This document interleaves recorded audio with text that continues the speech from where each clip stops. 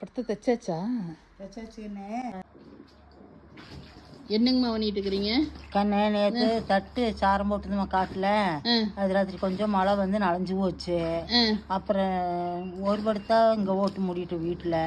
அப்புறம் காட்டுக்கு கொண்டு வரதுக்கு படுத்த இல்லையா, தவிடு வாங்கின சாக்கெல்லாம் கிடந்தது. நானும் அப்பாவும் அது தைச்சிக்கிட்டு இருக்கிறோம். இங்கே சாக்காமீங்க. இந்தா தவிடு வாங்கின சாக்கு 50 கிலோ சாக்கு. எத்தனை சாக்கு?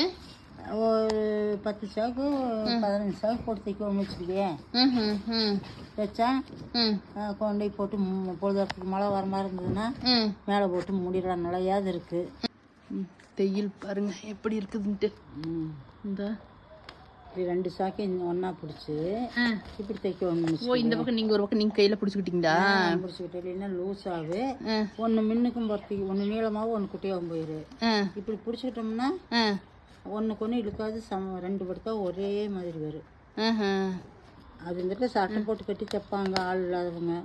சரி நான் சும்மா தான் இருக்கிறேன் அப்படின்ட்டு அப்பாவுக்கு அப்படியே ஹெல்ப் பண்ணலாம் அப்படின்ட்டு கொஞ்சம் பிடிச்சிக்கிட்டு இருக்கோம். சரி சரி சரி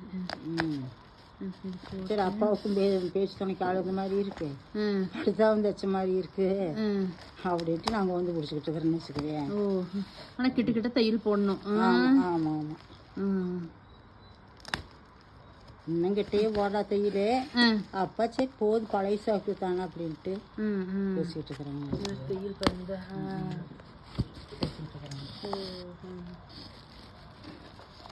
சரி சரி தைச்சிக்கிட்டு இருக்கிறோம். சரி எல்லாம் தைச்சி முடிச்சுட்டு கடைசி ஒரு தடவை படுத்தா முழுசாக காமிங்க. தைச்சி முடிச்சுட்டு காட்டுறேன்.